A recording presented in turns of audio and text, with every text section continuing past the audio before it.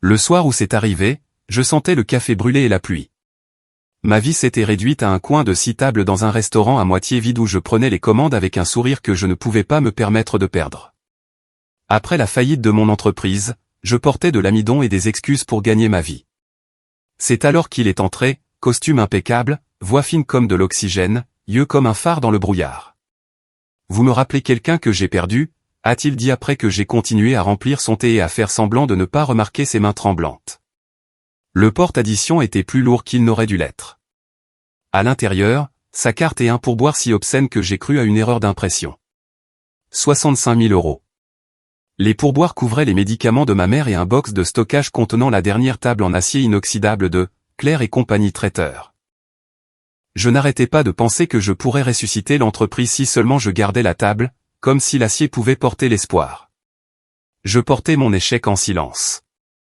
Julien, mon ex, était parti quand j'avais dit que je n'emprunterais pas à sa pile de crypto pour me relancer. Ma meilleure amie, Amélie, ma sœur cadette, m'envoyait des vidéos de chiens et des offres d'emploi. « Tu n'es pas ton solde bancaire », écrivait-elle, suivie de citations inspirantes.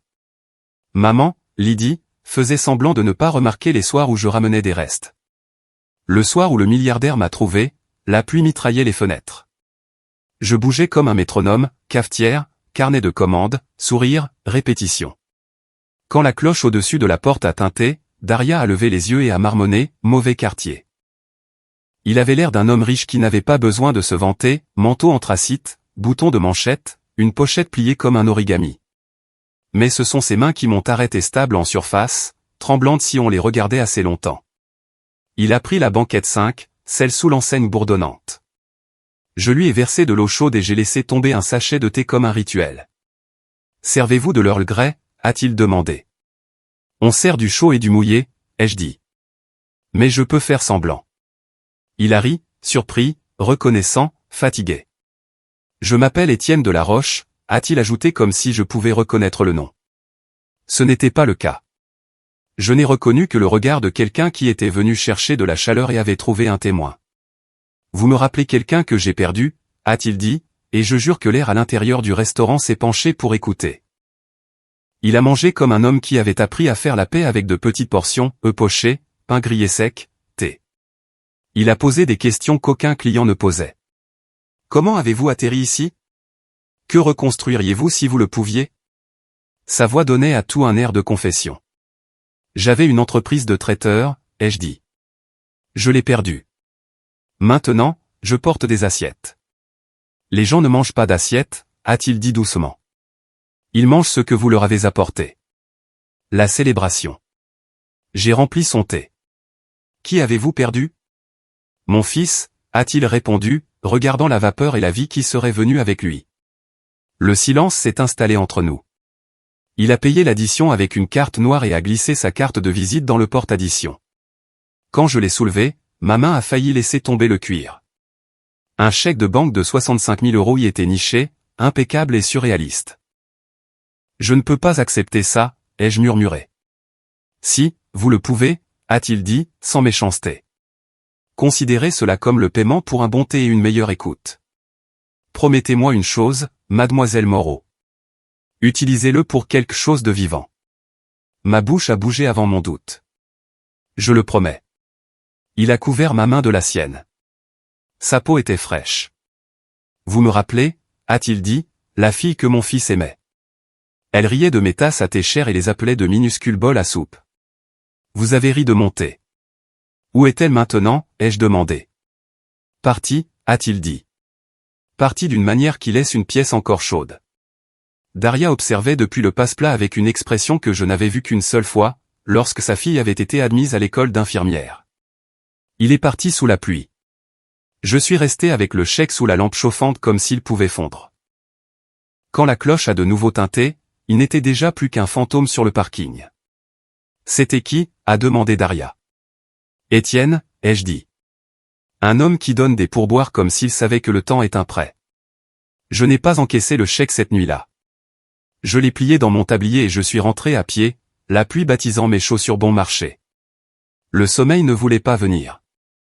Les chiffres dansaient. À 8h13, mon téléphone a sonné. Numéro inconnu. J'ai répondu. Mademoiselle Moreau, ici Hélène Quentin, avocate de Monsieur Étienne de la Roche. J'ai bien peur d'avoir une nouvelle difficile. Il est décédé la nuit dernière. La phrase a vidé un espace en moi que je ne savais pas que j'avais. Il était au restaurant. Je me suis agrippé au comptoir. Daria a étudié mon coude. M. de la Roche a demandé à modifier son testament hier soir. Il vous a nommé, a dit l'avocate. Elle parlait comme si chaque mot était une preuve. Voudriez-vous venir à notre cabinet à 11 heures? J'ai emprunté la voiture de Daria. Le centre-ville avait l'air inoxydable et sans sentiment. Le cabinet de la Roche, Quentin et Piquet occupaient un étage entier dans un immeuble fait de reflets. J'ai pris un ascenseur qui ne s'excusait pas de sa vitesse. Claire Moreau. Une femme avec une broche indiquant « Hélène Quentin » m'a guidé vers une salle de conférence tapissée de cuir et de silence. De l'autre côté de la table, un homme en costume bleu marine, Renaud Piquet, dont le sourire suggérait qu'il avait lu toutes les failles juridiques. Hélène a fait glisser une enveloppe épaisse vers moi. M. de la Roche a signé un codicile à 18h41 hier soir, effectif à son décès. Il vous a légué la majeure partie de sa succession, évaluée pour l'homologation à environ 1,9 milliard d'euros. La pièce a basculé. Je me suis agrippé à l'accoudoir. C'est une erreur. M. de la Roche était sain d'esprit. Nous avons une vidéo, a dit Hélène. Il a aussi laissé une lettre. Renaud s'est raclé la gorge. Mademoiselle Moreau, bien que nous reconnaissions les souhaits du défunt, il y a des considérations du conseil d'administration. Le groupe de la Roche a des actionnaires, des obligations philanthropiques.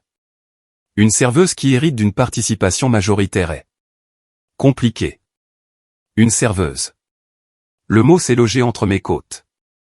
Le regard d'Hélène l'a fait taire. Nous honorons le testament. Elle a ouvert la lettre et a commencé à lire. Claire, je vous ai rencontré bien trop tard. Si vous entendez ceci, c'est que j'ai tenu une promesse faite à une version de moi-même qui croyait encore en la miséricorde. Autrefois, mon fils a aimé une fille qui riait comme vous. Autrefois, j'ai fait en sorte que cette fille se sente petite. Puis je les ai perdus tous les deux. L'un à la mort, l'autre à la sorte de disparition qu'exige le deuil. Vous me rappelez la vie que j'aurais pu avoir si j'avais pardonné plus vite. Des larmes chaudes ont piqué mes yeux. Pourquoi moi? Ai-je demandé. Les yeux d'Hélène se sont adoucis. Il y a un autre paragraphe. Renaud a détourné le regard, soudain fasciné par la ligne d'horizon. M. de la Roche m'a demandé de lire le reste en privé, a dit Hélène. Si vous préférez. Lisez-le, ai-je murmuré. Tout. Elle a hoché la tête, a trouvé la ligne et a expiré. Voici la raison, Claire. J'ai appris hier que le délit de fuite qui a tué mon fils il y a 32 ans. Celui qui a éteint la famille que j'aurais pu avoir. Impliquait votre mère. Elle était jeune. Elle a paniqué. Elle n'était pas seule. Elle a vécu avec ça. Je n'ai pas pu pardonner au conducteur. J'essaierai de pardonner à l'enfant. Les mots ont fendu la pièce. Mon cœur a suivi. Non. C'est sorti de ma bouche avant même que la pensée ne se forme. Non, c'est impossible. Hélène m'a tendu des mouchoirs avec la précision de quelqu'un qui a cartographié le deuil. Il y a plus de contexte, a-t-elle dit calmement. Le rapport de police mentionne une Camaro bleu vintage. Le conducteur a pris la fuite. Un deuxième passager l'a contrainte. L'affaire a été classée sans suite après l'intervention d'un conseiller municipal local. L'enquêteur de M. de la Roche a relié le véhicule au petit ami de l'époque de votre mère, David Klein. Votre mère, Lydie Moreau, avait 19 ans. 19 ans. Ma mère à 19 ans était une fille sur des polaroïdes, les cheveux dans un foulard, des yeux comme l'été. Je voyais ses mains emballer mes déjeuners d'enfant, étouffer des toux en hiver, compter la monnaie à la caisse du supermarché. Renaud s'est raclé la gorge, de nouveau mielleux. Pour mémoire, la prescription. Le regard d'Hélène l'a interrompu. Ce n'est pas le moment. Est-ce que maman va aller en prison, ai-je demandé inutilement. Une exposition criminelle après si longtemps est peu probable sans nouvelles preuves, a déclaré Hélène. M. de la Roche n'a pas cherché à porter plainte. Il a cherché une fin. Le reste de la lettre, encre stable, douleur formelle, si vous acceptez la succession, vous acceptez les conditions. Établir la fiducie seconde chance de La Roche avec un minimum de 1,4 milliard d'euros pour soutenir les victimes de tragédies évitables et pour financer l'éducation des conducteurs, le traitement de la toxicomanie et la justice réparatrice. Vous devez dire la vérité à votre mère et à moi, par lettre, si je suis parti. Libérez ma famille de la vengeance. Libérez la vôtre du secret. J'ai regardé la ligne d'horizon. Les voitures filaient en dessous comme des secondes. Mademoiselle Moreau, dit Hélène, plus doucement. Nous pouvons contester, ou nous pouvons exécuter ses dernières volontés. Et si je dis non? Alors la majeure partie ira à une liste d'organismes de bienfaisance. Vous hériterez d'une plus petite fiducie pour des bourses d'études. M. de La Roche avait anticipé votre refus. J'ai quitté le cabinet, la ville était trop lumineuse. La pluie s'était arrêtée, mais le trottoir s'en souvenait encore. J'ai d'abord appelé Amélie. Claire? Ça va? On dirait que tu... Où est maman? À la maison. Pourquoi? J'arrive. J'ai raccroché avant que la vérité ne puisse faire de moi une lâche. Quand j'ai ouvert la porte de notre appartement, maman était en train de recoudre la couture de l'épaule de mon blazer de friperie comme s'il l'avait offensé. Elle a levé les yeux, a souri de ce sourire automatique de maman, puis s'est figée. Qu'est-ce qu'il y a, a-t-elle demandé, se préparant déjà. Je me suis assise. La chaise a grincé comme si elle voulait sortir. Maman, dis-je, qui était David Klein? Sa main est devenue molle. L'aiguille est tombée. Pourquoi ce nom, a-t-elle réussi à dire? Parce qu'un homme est mort la nuit dernière, dis-je. Et il m'a laissé 1,9 milliard d'euros pour nous apprendre à dire la vérité. Elle a fermé les yeux. Quand elle les a rouverts, elle n'était plus ma mère. Elle était redevenue une jeune fille de 19 ans, piégée dans une nuit avec une Camaro bleue et un garçon qui conduisait trop vite avec une bravade d'emprunt. Raconte-moi, ai-je murmuré. S'il te plaît.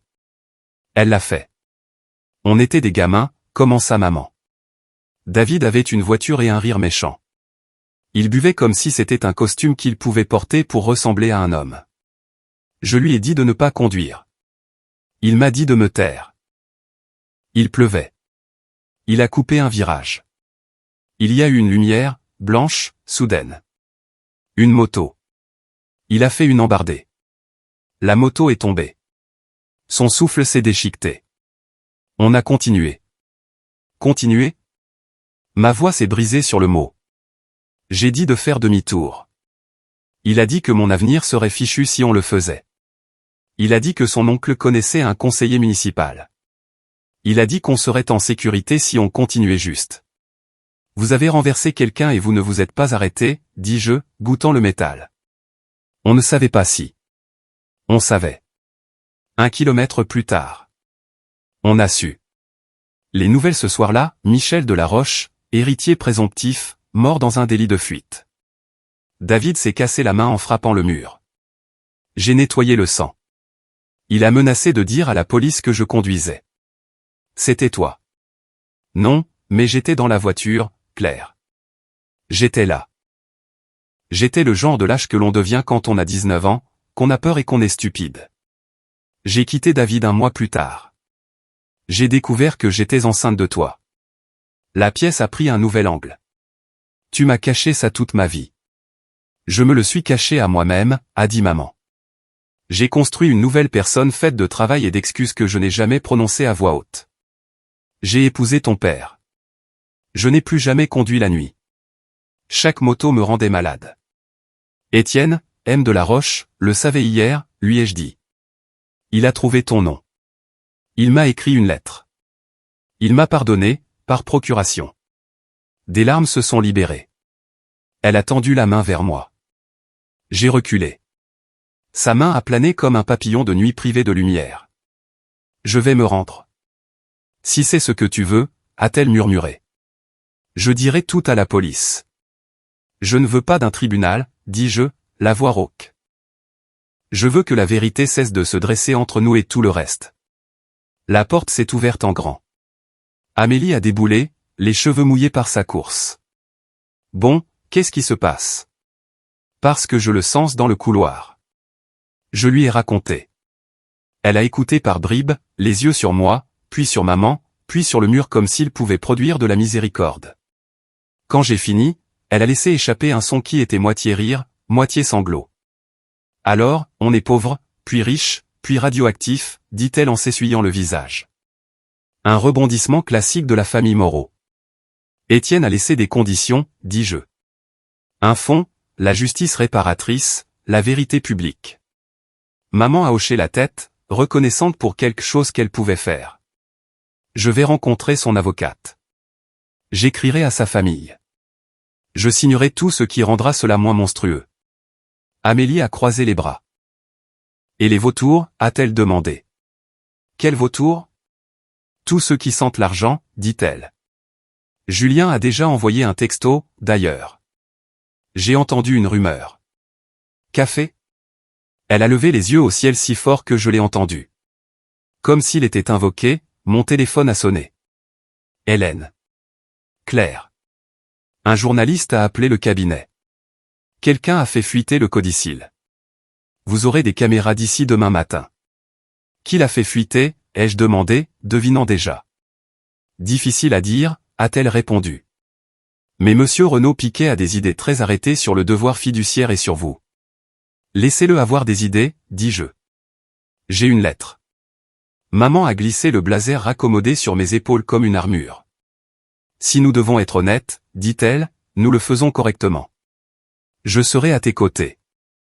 Pour mémoire, dit Amélie en attrapant ses clés de voiture comme une épée, on se coiffe et on se maquille.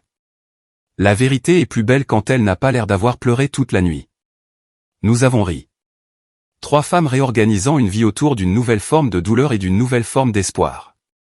Le lendemain matin, le restaurant avait 3 camionnettes de presse et un homme qui faisait semblant d'être un client tout en tweetant en direct mes remplissages de café. Daria a affiché une pancarte manuscrite, pas des médias. Mangez ou partez. Internet a fait les deux. Hélène a organisé une déclaration à la presse à l'espace Fondation de la Roche. Elle était vêtue de gris. J'étais vêtu de courage. Maman portait le blazer de friperie qu'elle avait sauvé de la ruine. À l'intérieur, le conseil d'administration attendait, 5 inconnus avec des pédigrés pour deuxième prénom et Renaud Piquet, le directeur financier du groupe de La Roche, dont la cravate à elle seule pourrait financer un semestre d'université communautaire. Mademoiselle Moreau, commença-t-il avant que je ne me sois assise. Au nom de nos actionnaires, permettez-moi d'exprimer mes condoléances. Et aussi, mon inquiétude. Le marché n'aime pas l'incertitude. Vous représentez une variable. Le deuil fait ça, dis-je. L'honnêteté aussi. Il a fait glisser un dossier vers l'avant. Une proposition. Vous renoncez au contrôle du groupe de La Roche au profit du conseil d'administration. En retour, nous dotons votre fiducie seconde chance de, disons, 190 millions d'euros. Un règlement généreux. Plus simple pour tout le monde. Le testament exige 1,4 milliard d'euros, a déclaré Hélène. Ce n'est pas une négociation. Le sourire de Renaud n'a pas changé. Les tribunaux sont interprétatifs. L'image compte. Une serveuse héritant de milliards d'un homme à qui elle a servi du thé. C'est une histoire qui a des aspérités. Le conseil peut les adoucir. Et la vérité? Ai-je demandé. Il a cligné des yeux. La vérité est un luxe lorsque les marchés sont ouverts. Je me suis levé. Alors considérez ceci comme un acte hostile, dis-je, me surprenant moi-même. De ma part, contre le silence. La bouche d'Hélène s'est étirée en un minuscule signe d'approbation. Nous allons procéder comme prévu. Les yeux de Renaud se sont refroidis. Bonne chance avec la tempête, mademoiselle Moreau. Nous avons marché jusqu'au podium à travers un couloir de caméras. Les flashs inventaient des éclairs là où il n'y en avait pas. J'ai lu la lettre pas les parties sur l'argent, les parties sur la miséricorde. Ne laissez pas l'argent être votre monument, écrivait Étienne. Laissez-le être le pont qui vous ramène aux gens que vous aimez. J'ai dit la vérité sur la voiture, la pluie, la jeune de 19 ans qui n'a pas pu trouver les freins de la honte. J'ai dit que nous rencontrerions les victimes, financerions la thérapie, prendrions en charge la conduite préventive et créerions des bourses au nom de Michel Delaroche. Les questions ont fusé comme des couverts jetés. Êtes-vous une croqueuse de diamants? Non. Votre mère est-elle une meurtrière? C'est un être humain qui passera le reste de sa vie à réparer ses torts. Allez-vous vendre l'entreprise? Je dirigerai la fiducie. Le conseil d'administration dirigera ce qu'il dirige déjà, sous surveillance, dis-je en faisant un signe de tête vers une caméra comme si c'était une personne qui comptait. Après, dans le couloir, une femme m'a arrêté. Cheveux gris, bouche aimable, un tremblement dans la voix. Je suis Grace Perrin, a-t-elle dit. Michel. Michel et moi étions proches autrefois. Merci d'avoir prononcé son nom. Je lui ai pris les mains. Aidez-moi à bien construire cela, ai-je dit. Elle a serré en retour. Je le ferai. Renaud observait de loin, calculant. La façon dont les hommes le font quand le calcul inclut enfin une variable qu'ils ne peuvent pas évaluer. Le mémorial a rempli la salle jusqu'au panneau de sortie. Employés en noir, politiciens en bleu, famille en absence. Sur scène, un cadre avec le sourire de Michel Delaroche et un casque de moto poli comme une prière. Hélène se tenait au pupitre. Selon les souhaits de M. Delaroche, mademoiselle Claire Moreau prendra la parole. J'ai marché comme une personne à qui on avait confié une vie trop grande pour ses poches. Il y a 32 ans, commençais-je, une chose terrible est arrivée sous la pluie. Elle a volé un fil et dispersé un avenir. Je ne peux pas rendre ce qui a été pris, mais je peux vous dire ce que je ferai de ce qui a été donné. Je leur ai parlé de la fiducie Seconde Chance Delaroche, 1,4 milliard d'euros minimum, un conseil d'administration indépendant avec des représentants des victimes, Grace Perrin comme coprésidente, des bourses pour les premiers intervenants, des subventions pour la thérapie, une formation à la conduite, un programme de justice réparatrice où les délinquants font face à ceux qu'ils ont blessés, si les blessés y consentent. Renaud s'est approché d'un deuxième micro. Les actionnaires ont le droit de savoir si mademoiselle Moreau a l'intention de déstabiliser. J'ai l'intention d'humaniser, dis-je en me tournant vers lui. Le profit sans conscience est un vandalisme du sens. Je n'y participerai pas. Un murmure, une chose vivante, a parcouru la foule. Du deuxième rang, un homme d'une cinquantaine d'années s'est levé. J'ai perdu ma femme dans un délit de fuite, dit-il, la voix ferme.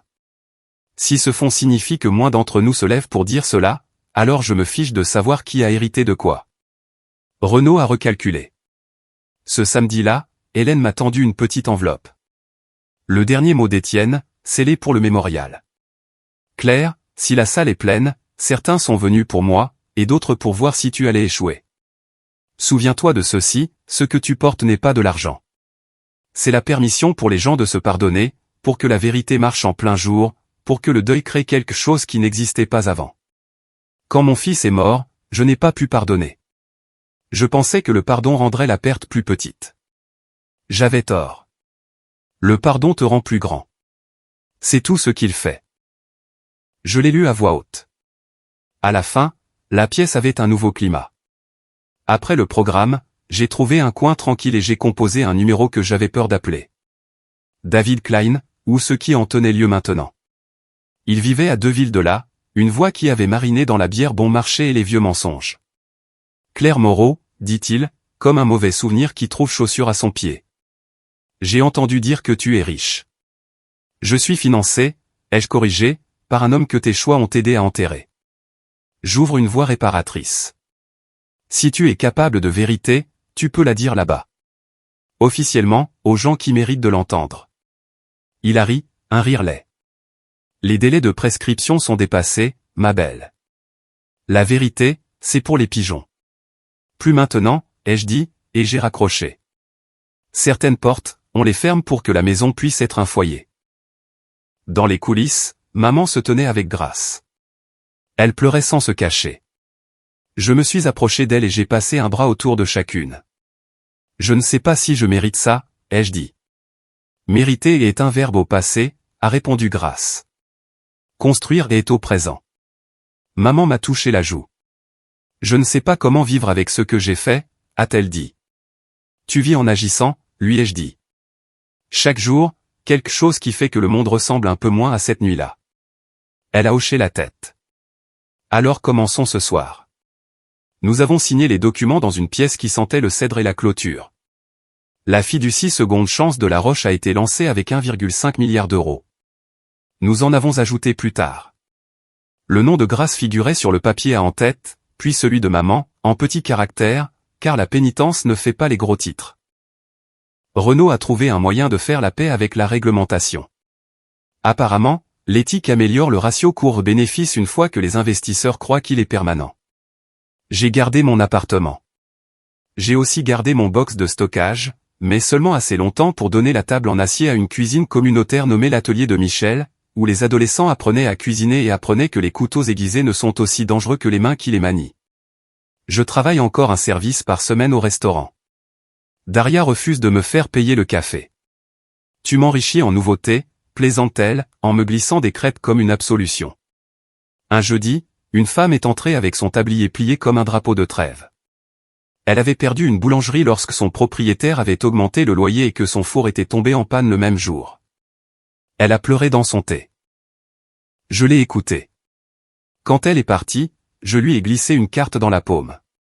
Fiducie seconde chance de La Roche, imprimée en lettres qui ne criaient pas, appelez ce numéro, ai-je dit. Ce sont des gens bien. En sortant, la pluie a commencé, douce, comme si le ciel avait appris à parler doucement. J'ai levé les yeux et j'ai pensé à Étienne. Je ne pouvais pas lui rendre son fils. Je ne pouvais pas rembobiner la terreur d'une jeune fille de 19 ans. Mais je pouvais refuser que l'argent soit un monument. Je pouvais insister pour qu'il soit un pont. Amélie a envoyé une photo plus tard, maman, dans un centre communautaire, donnant un cours de conduite préventive. Ses mains calmes, sa voix ferme. En dessous, ma sœur a écrit « Construire est au présent ».